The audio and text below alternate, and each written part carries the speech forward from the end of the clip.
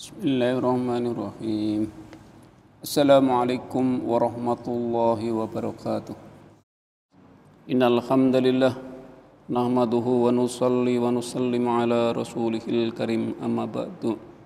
Qanaah terhadap kebakhilan.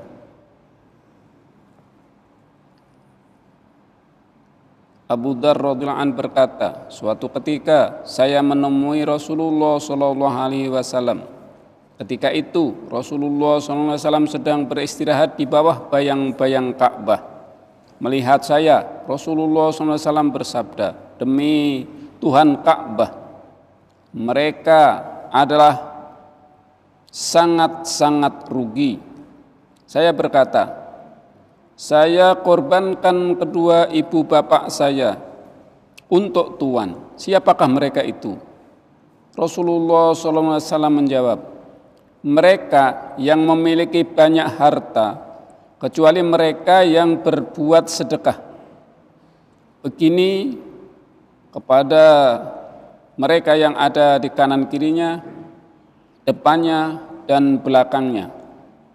Akan tetapi jumlah mereka yang demikian itu sangat sedikit.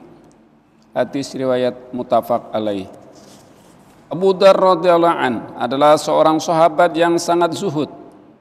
Kisah tentang beliau telah dipertimbangkan, telah diperbincangkan di dalam bab sebelumnya. Rasulullah SAW merasa terhibur apabila melihatnya. Beliau tidak menyesali kemiskinannya. Harta kekayaan bukanlah sesuatu yang disukainya, tetapi dipandang sebagai sesuatu yang mendatangkan kerugian. Karena jelas sekali bahwa harta kekayaan dapat menjauhkan manusia dari Allah SWT. Dari pengalaman sehari-hari, jarang sekali manusia yang kembali untuk ingat kepada Allah SWT apabila tidak ditimpa kesempitan. Tetapi mereka yang selalu diberi taufik oleh Allah Subhanahu wa taala, selalu mengulurkan tangannya untuk memberi manusia di sekelilingnya yang memerlukan, maka harta bagi mereka bukanlah sesuatu yang mendatangkan kerugian.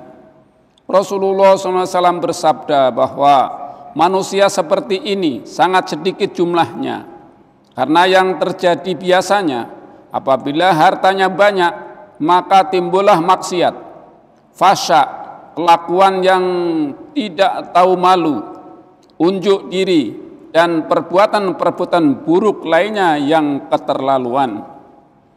Pemborosan di dalam pengeluaran uang demi nama dan pujian adalah satu sifat dari harta kekayaan. Untuk resepsi perkawinan pun telah diperbelanjakan berjuta-juta rupiah dengan percuma. Sedangkan untuk jalan Allah SWT dan membantu orang-orang miskin tidak dipedulikan sama sekali. Dinyatakan dalam sebuah hadis bahwa orang-orang yang mempunyai banyak harta di dunia akan menjadi miskin nanti di akhirat, kecuali mereka yang memperoleh dengan cara yang halal dan dia membelanjakannya begini dan begini. Maksudnya seperti pada hadis tersebut, untuk fisabilillah. Isyarat begini-begini seperti hadis sebelumnya adalah menyedekahkan dengan bermurah hati. Sebenarnya bagi orang seperti ini, harta kekayaan merupakan perhiasan dan kemuliaan. Tetapi bagi orang yang menghitung-hitung harta dan menyimpannya, harta akan mendatangkan musibah kepadanya. Harta milik orang bakhil tidak akan mendatangkan faedah apapun bagi dirinya, bahkan akan membinasakan dirinya dan pasti akan ditinggalkannya. Demikian tadi telah kita dengarkan hadis-hadis tentang qanaah,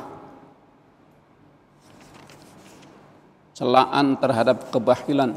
Semoga Allah SWT memberi taufik hidayah bagi kita untuk senantiasa memperbaiki sifat-sifat yang ada dalam diri kita, tumbuhkan sifat baik dan hilangkan sifat buruk, dan juga mengajak menyampaikan kepada saudara kita untuk menumbuhkan sifat baik, sifat yang disukai oleh Allah Subhanahu wa taala, dan meninggalkan sifat buruk, sifat yang dibenci oleh Allah Subhanahu wa taala dan juga dibenci oleh manusia.